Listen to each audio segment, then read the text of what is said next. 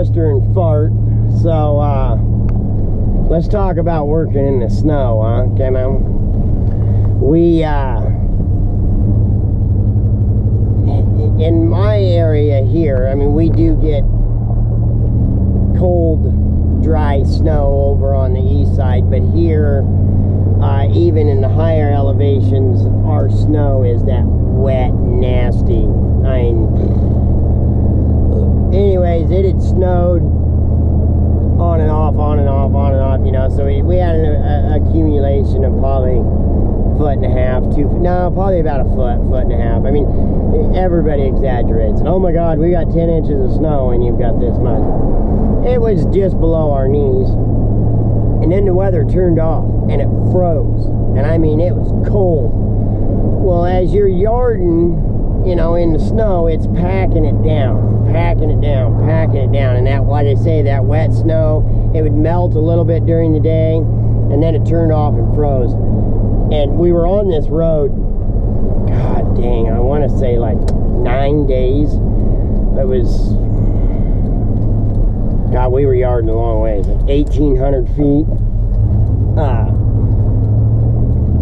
Nice wood. Anyway, so we had a pretty good skid trail packed in this ice, and it was slicker than snot. And it come off the landing, you know, it was a pretty gradual break, and then it got steep, and it went down a couple 300 feet, kind of benched out, and then did it again. But this time, I mean, it broke off and was extremely steep and went down a long ways, and then benched off again, and then that was the end of it. Well, we were thinning, and this was right at the beginning of the thinning era, and they would take plastic 55-gallon drums and cut the tops and the bottoms off, and then cut a slice down it so you could put it around a tree.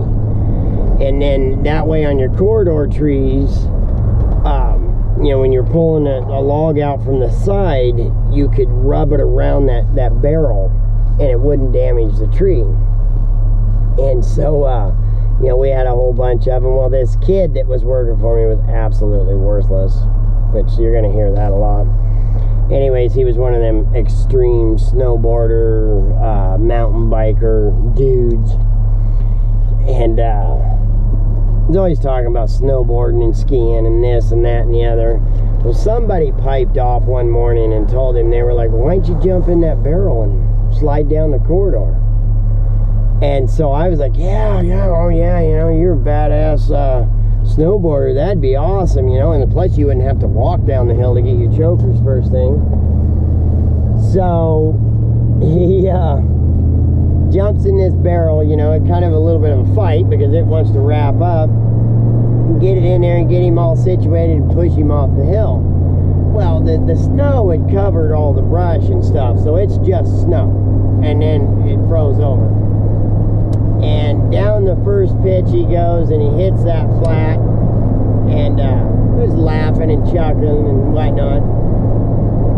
Myself, I didn't say it to him, but I kind of thought that when he got to the flat, he would get off and walk down. Well, he slid across the flat. He kind of had to help himself, and he broke off the second side and started down. He's picking up speed, and he's picking up a lot of speed. So I take off going down just as fast as I can because I know he's going to have a wreck. I get out there and I come across the flat and I look down. I can't see him. I can't hear him. I can't see him. And I'm like, oh my God. He didn't stop, you know, when he got to the last flat and then went on down. Well, he stopped. About 3/4 of the way down the hill, he hit something hard and veered him off to the right. You could see the trail went out through the standing trees. Thank God we was thinning it, or else he would have taken his lips right off. Anyways, he went out there 60, 70 feet or so, and there was a vine maple about 6 inches the stalk, and it went up and wide and forked off a bunch of times.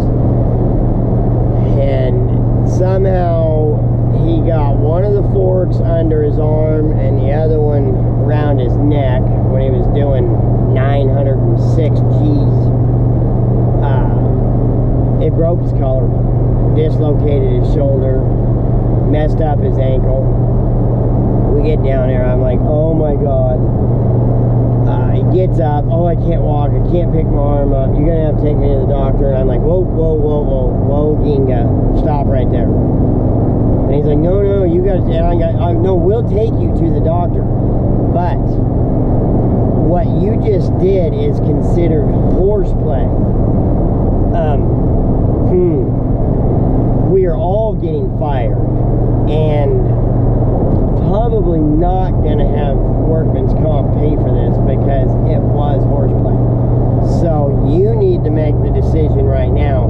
Was you riding this barrel down, or did something happen? Which I know that sounds bad, and I wouldn't want somebody to do something off of the job and claim it on workman's comp. That's bullshit.